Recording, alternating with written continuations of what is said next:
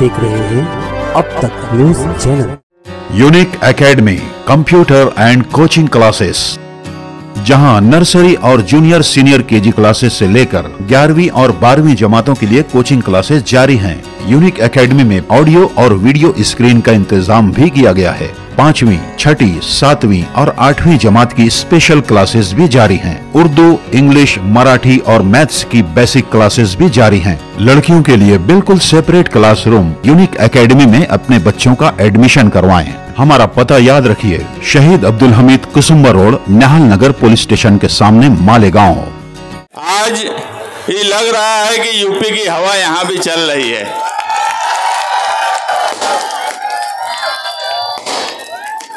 मालेगांव शहर में तब्दीली की लहर है।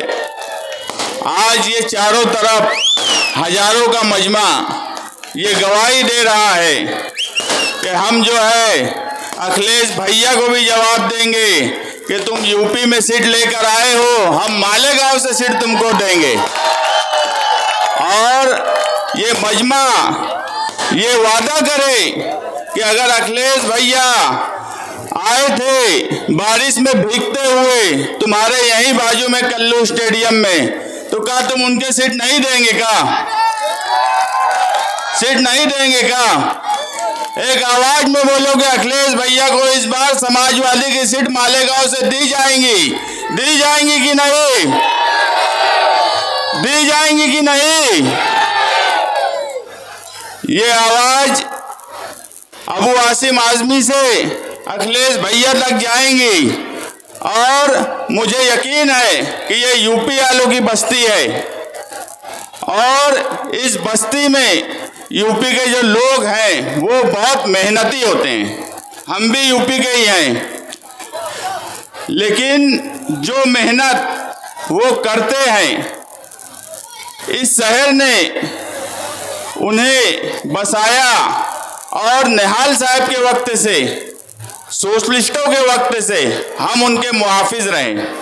आज भी नए यूपी वाले मजदूर हैं जो बिस्सी में रहते हैं, हो सकता है उनकी वोट नहीं आती होंगी। ये सिर्फ वोट का सवाल नहीं है। अगर बिस्सी में रहने वाले यूपी से मजदूर यहाँ हैं और उनकी वोट आज नहीं भी आ रही है, तो हम उनका ख्याल नहीं रखेंगे, ऐसा नहीं है। हमने इससे पहले भी बोला कि बांधकाम मजदूर बोर्ड अगर बना तो पावर लूम के लिए भी हम एक बोर्ड बनाएंगे जो पावर लूम मजदूरों के लिए होगा। और जो यूपी के लोग यहाँ मजदूरी करने के लिए आ रहे हैं और वो चाहते हैं कि यहाँ उनका बसेरा हो जाए, वो यहाँ रहना चाहें, तो हम उनका बसेरा करके देंगे। हम उस बोर्ड में ऐसी स्कीम लाएंगे कि अगर वो यहाँ रहना चाहते हैं तो उनको किसी भी तरीके से किसी भी स्कीम में बैठाकर घर दिया जाए। क्योंकि इस शहर में बदउनवानी के ऐसे ऐसे रिकॉर्ड इन 25 सालों में बने। उसी की एक मिसाल 11,000 कॉलोनी है। मैं हमेशा बोलता हूँ कि एक खानदान जाहिल, एक आलिम तो है जिन्हें मराठी नहीं आती, जिन्हें एडमिनिस्ट्रेशन नहीं समझता, उन्हें कोई प्लानिंग ही नहीं समझती। अगर वो 11,000 कॉलोनी बनने के बाद भी मुझे बताओ मालेगांव शहर वालों, किसी को कोई फायदा हुआ? ऐसा किसी को एहसास हुआ? जो बेचारे वहां चले गए वो आज भी तकलीफ उठा रहे हैं। ये किस तरह की खिदमत हो रही है? ये सिर्फ ठेकेदारी और भ्रष्टाचारी के लिए आज के मालेगांव के दोनों मिली जोड़ लीडर सिर्फ ठेकेदारी और बदउनवानी करना उनका मकसद है।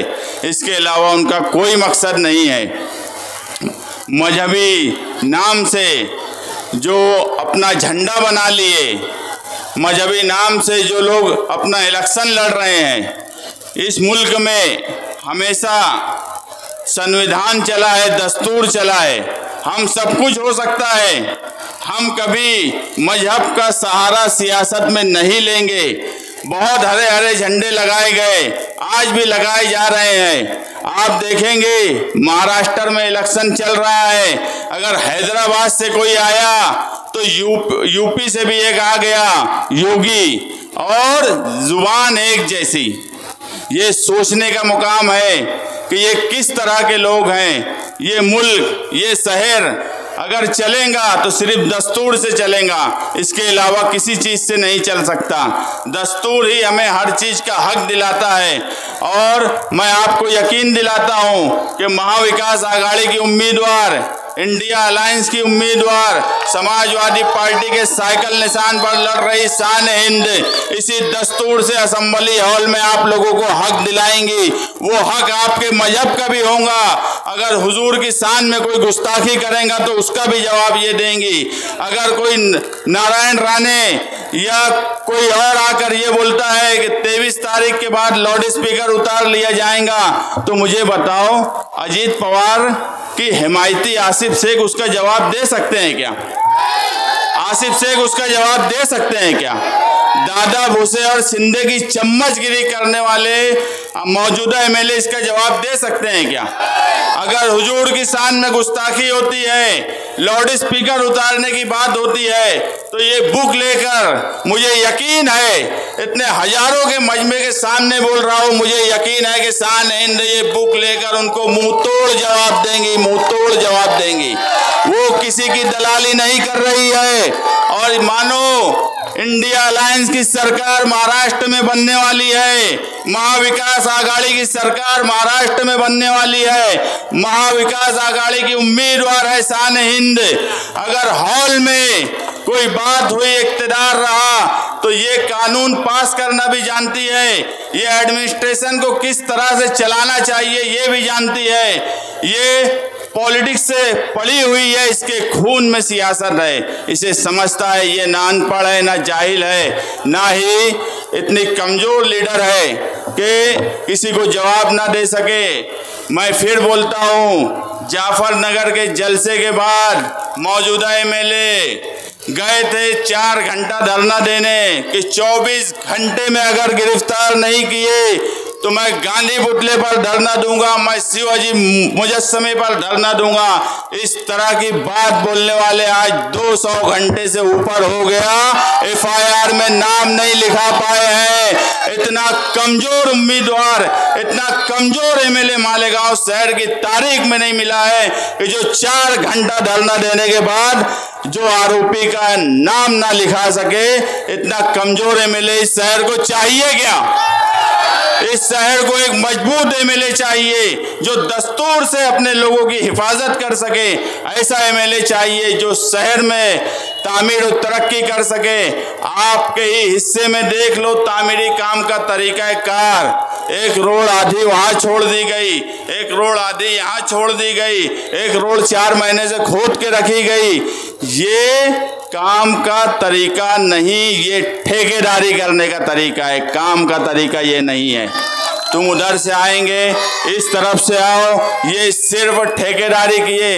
अरे भैया, तुम एक ही रोड मुकम्मल बना देते, एक पेच वहां बना दिए, एक पीछे बना दिए, एक बाजू में बना दिए और मौज माप पूरी रोड का करवा लेते हैं। ये बदउनवान लोग हैं।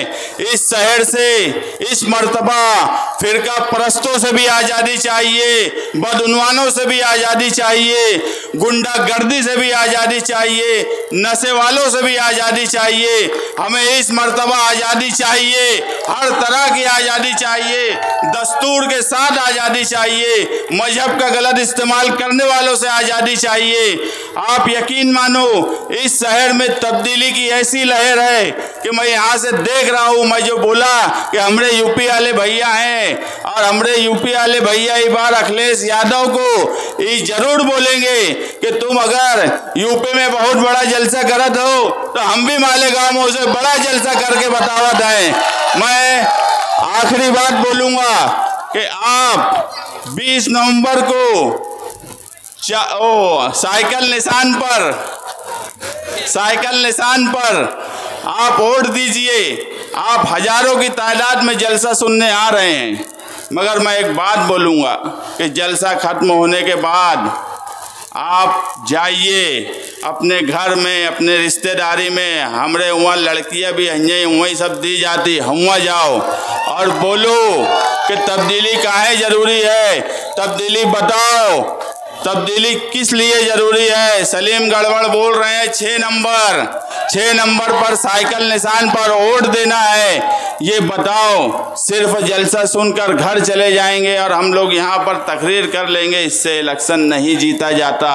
जब तक आप लोग अपने रिश्तेदारों में, अपने साथियों को, अपने दोस्तों अहबाब को नहीं समझाएंगे जाने के बाद, जब तक इलेक्शन नहीं जीता जा सकता। हम हमारा काम यहाँ कर रहे हैं, मगर अब आपको ज़रूरत है कि यहाँ से जाने के बाद आप लोगों से मिलिए, समझाइए कि इस शहर में 25 साल ने इस शहर को खंडर बना दिया। फिरका परस्तों की इतनी हिम्मत हो गई कि आगरा रोड पर आकर पत्थर मारकर चले गए। अगर हम नहीं होते तो वो जेल भी नहीं जाते, हम ही थे कि उनको जेल भी भेजे। हम हर तरीके से आपको आज़ादी दिलाएंगे, मगर आप कोशिश करिए अपने साथियों को, अपने घर वालों को। मेरे यहाँ से जो माएँ बहनें सुन रही हैं, एक खातून है, एक लेडीज़ है, वही आपका दर्द समझ सकती है, वो आपके निजी मसाइल को समझ सकती है। इस मर्तबा अगर ये नारा चल रहा है कि औरत की वोट औरत को, अगर ये नारा कुछ लोग चला रहे हैं, तो हमारा भी मर्दों का भी काम है कि औरतों से बढ़कर आप लोग भी हिस्सा लीजिए।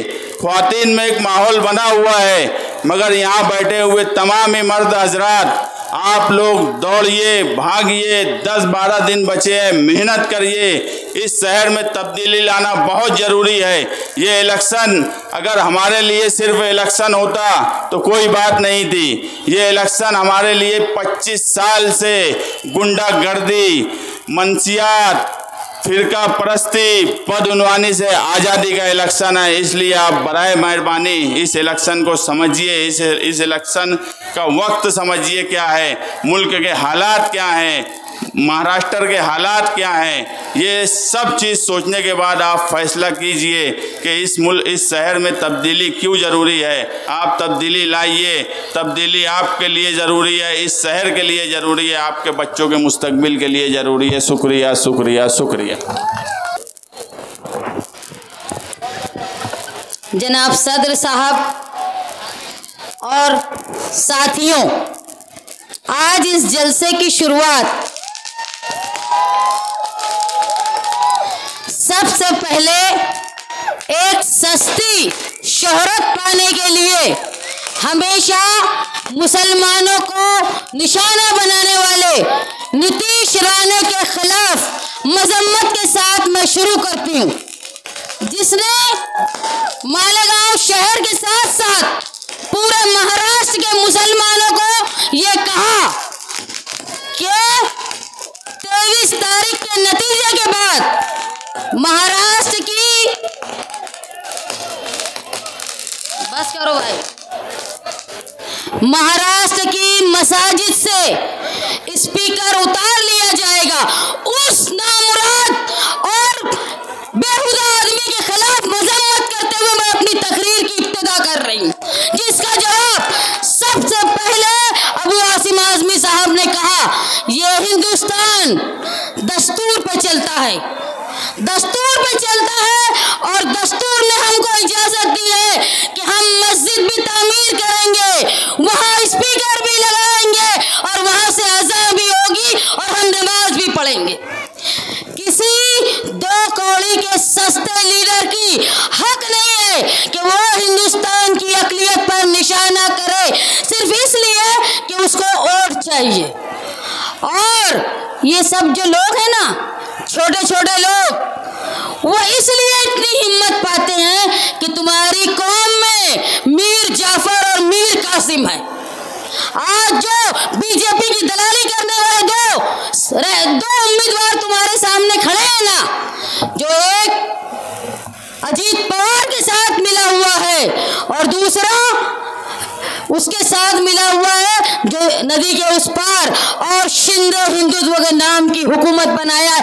इन दो और ऐसे लोगों की वजह से ऐसे दो कौड़ी के लोग निशाना करते हैं अक़लियत को और इतनी हिम्मत करते हैं कि वो ये बोल पाए कि मस्जिदों से वो स्पीकर उतार लेंगे, लेकिन उनको बता देना चाहते हैं कि हमारा दस्तूर, ये हमारा दस्तूर का प्रियम्बल हमको इस बात की इजाजत देता है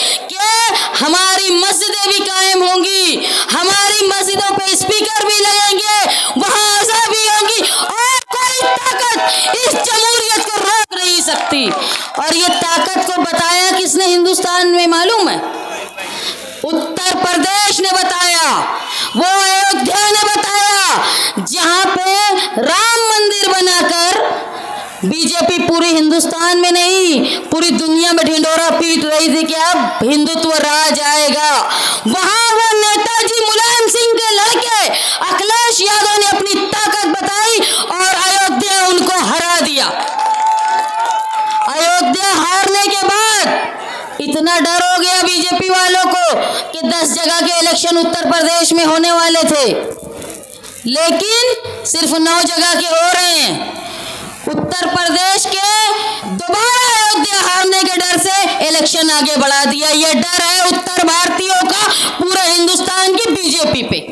आज मैं उस इलाके में खड़ी हूँ जहाँ वो लोग रहते हैं जो उत्तर भारत से आए हुए हैं। हम भी वही हैं जो सालों पहले आए हैं। 1857 में हमारे दादा परदादा मालेगांव में आए, उस वक्त जब यूपी में कहत पड़ा था, और जब वो लोग यहाँ आए थे तो सबसे पहले आबाद थे गिरना नदी के पास, मतलब संगमेश्वर के एरिया में, और फिर धीरे धीरे शहर बढ़ा।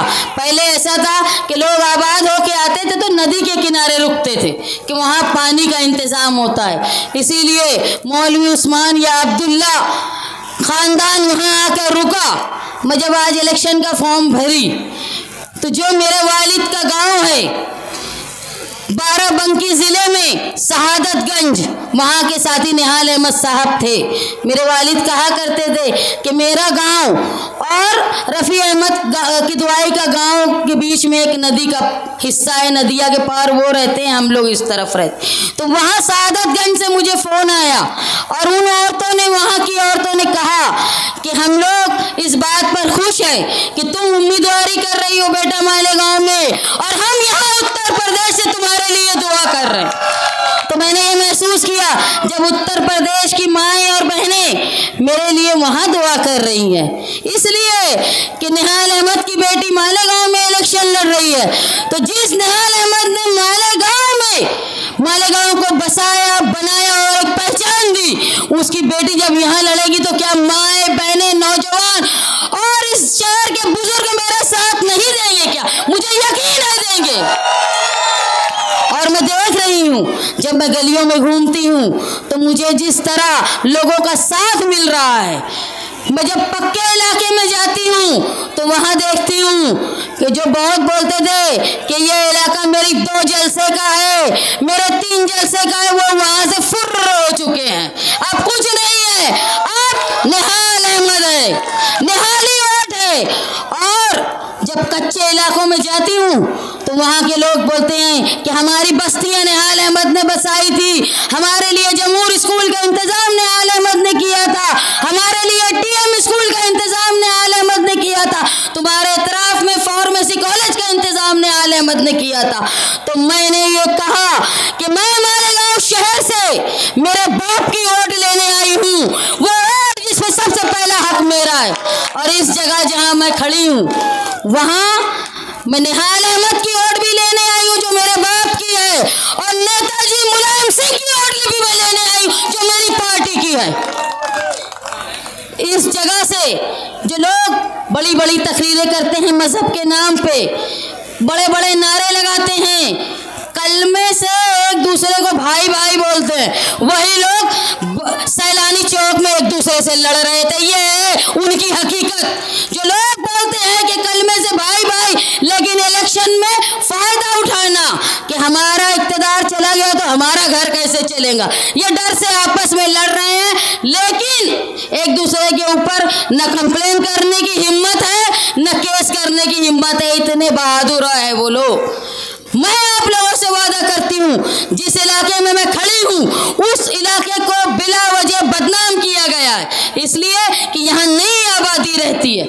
इस मालेगांव शहर में अगर कोई भी वाकया होता है तो यहाँ पर चेकिंग होती है, नाकाबंदी होती है, घर घर पुलिस वाले यहाँ पर लोगों को परेशान करते हैं।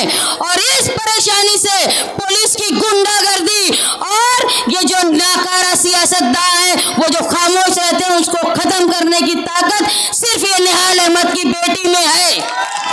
जो दादा गुंडागिरी पुलिस वाले यहाँ आके करते हैं ना, उनको सिर्फ निहाल अहमद की बेटी शान हिंद ही रोक सकती है। और आप लोगों ने मेरा साथ दिया तो वो जो तुम्हारे यहाँ के छोटे छोटे हवलदार जिनको शहर का एमएलए साहब बोलता है ना, उनको उनकी औकात याद दिला दूंगी। बिना वजह किसी को परेशान नहीं किया जाएगा, किसी को बिना वजह परेशान नहीं किया जाएगा। तुमको नहीं मालूम है कि शहर में मुजरिम कौन है? तुमको नहीं मालूम है कि शहर में सट्टा, जुआ, नशा, गैर कानूनी कारोबार कौन करता है? उनके तो प्रोग्राम में अफ्तार पार्टी में जाते हो और गरीब लोगों के घरों में परेशान करते हो, इसलिए कि ये लोग अकेले हैं। अकेले नहीं है, अब निहाली और समाजवादी साथ में है, ये याद रखना। अगर उत्तर प्रदेश से लोग यहाँ आए हैं और यहाँ आबाद हैं तो पहले भी यहाँ आए थे साथी निहाल अहमद साहब के वक्त में। निहाल साहब ने बस्तियां बसाई और उनको उनके घर का मालिक बनाया। आज जिस इलाके में मैं खड़ी हूँ उस इलाके में सबसे बड़ी मुश्किल जो है कि यहाँ जो लोग अपने घरों में आबाद है वो 7-12 के मालिक नहीं है। इसकी वजह से कारपोरेशन यहाँ काम नहीं करती। निहाल साहब हमेशा गुंडेवार कानून के लिए लड़ा करते थे। मैं आज वो कानून बंद हो गया, लेकिन मैं आप लोगों से वादा करती हूँ, आप लोगों ने मेरा साथ दिया और असेंबली तक मुझे पहुँचाया तो तुम्हारे घरों के जो आज 7-12 के उतारे नहीं है उसको वापस तुमको घर का मालिक बनाऊंगी, ये वादा करती हूँ। और इस शहर में घर का मालिक बनाना ये कानून सिर्फ निहाल अहमद के वर्करों में और निहाली लोगों को ही आता है, बाकी सब तो अंगूठे छाप है, किसी को कुछ नहीं आता। मैंने पहले एक तकरीर सुनी, कुछ रोज पहले बाहर के आए हुए लीडर ने तकरीर की, बहुत बड़े बड़े नारे लगाए। यहाँ शहर में दोनों तरफ हरे झंडे की सियासत चल रही है, लेकिन मैं आज फिर ये बोलती हूँ, ये हरे झंडे की सियासत हमारे लिए भगवे झंडे की आमद है, इसको खत्म करो। ये हरा झंडा तुम क्या समझते हो? यहाँ आबादी में रहते हो तो बड़ी बड़ी बात करते हो। जो लोग यहाँ से उत्तर प्रदेश जाते हैं, जो लोग यहाँ से देहातों में रिक्शा वाले जाते हैं, जो लोग रोजाना सफर करते हैं टैक्सी में, जो स्टूडेंट आते जाते हैं, जो टीचर आते जाते हैं, और जो लोग यहाँ से चाहे नदवा जाते हो, चाहे कचौचा जाते हो, चाहे वो बाराबंकी जाते हो, चाहे रायबरेली जाते हो, चाहे अम्बेडकर नगर जाते हो, चाहे वो मऊ जाते हो, ये लोगों की हिफाजत की जिम्मेदारी पूरे मालेगांव के लीडरान की है। तुम जिस तरह की यहाँ सियासत कर रहे हो ना, इसकी वजह से आने जाने वालों को कहीं मॉब लिंचिंग का सामना न करना पड़े, इस बात का ख्याल रखो। मजहब के नाम पे सियासत मत करो। मजहब के नाम पे सियासत करना मतलब मुसलमानों का इस्तेहसाल करना है। हमको संविधान की बात करना है, हमको उस संविधान की बात करना है जिसकी रोशनी में हमने अयोध्या हरा दिया बीजेपी वालों को।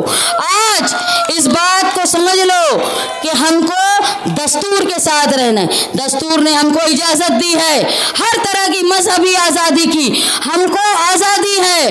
हम ये नहीं बोलेंगे कि बकरीद के पहले दिन कुर्बानी मत करना, हमको हक दिया है, हम कुर्बानी करेंगे।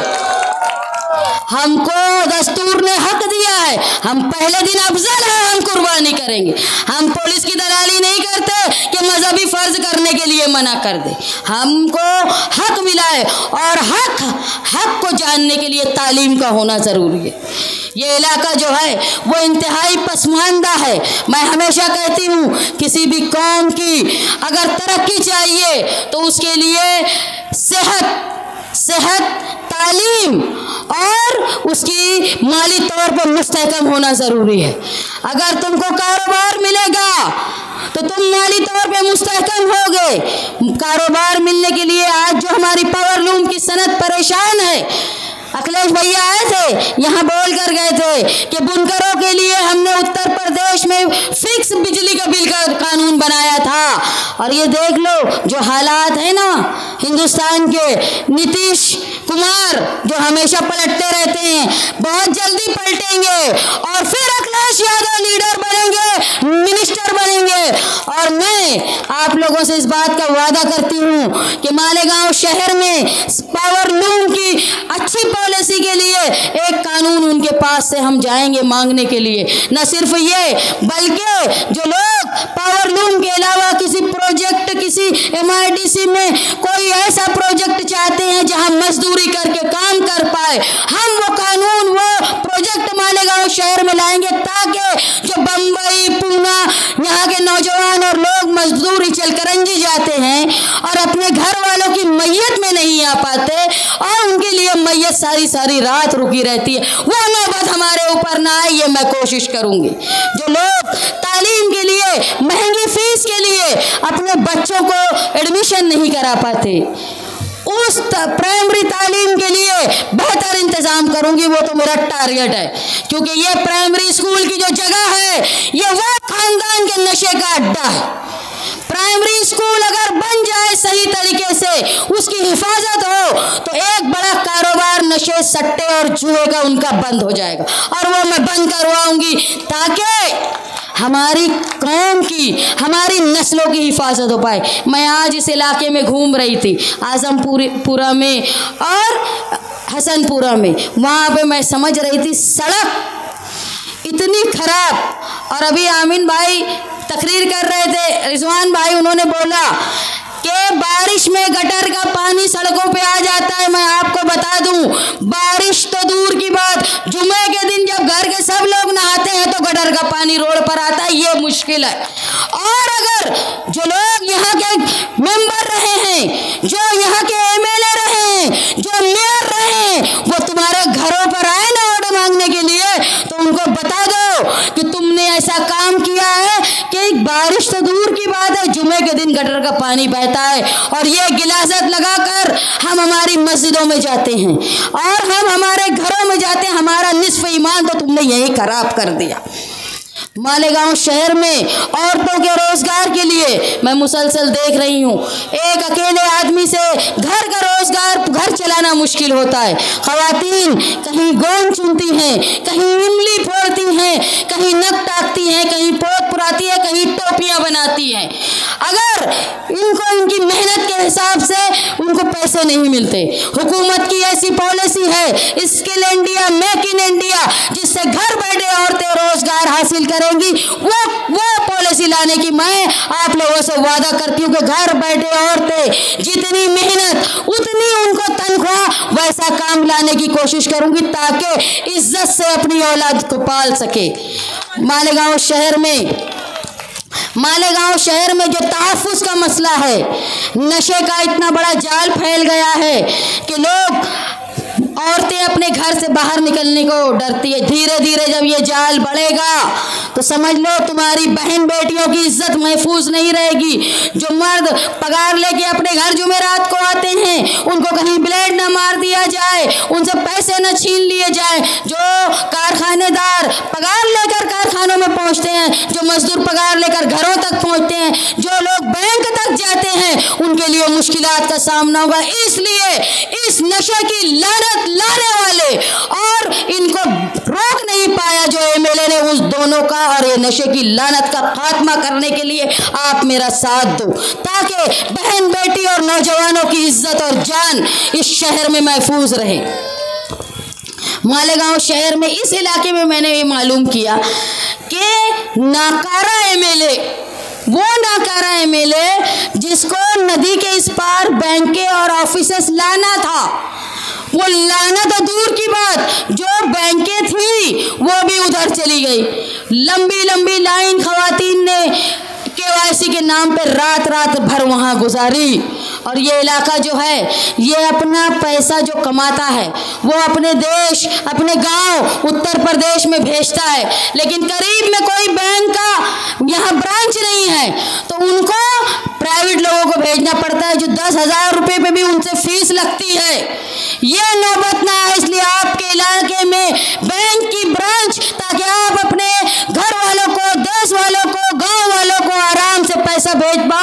सहूलत मैं करके दूंगी, ये वादा करती हूँ आपसे।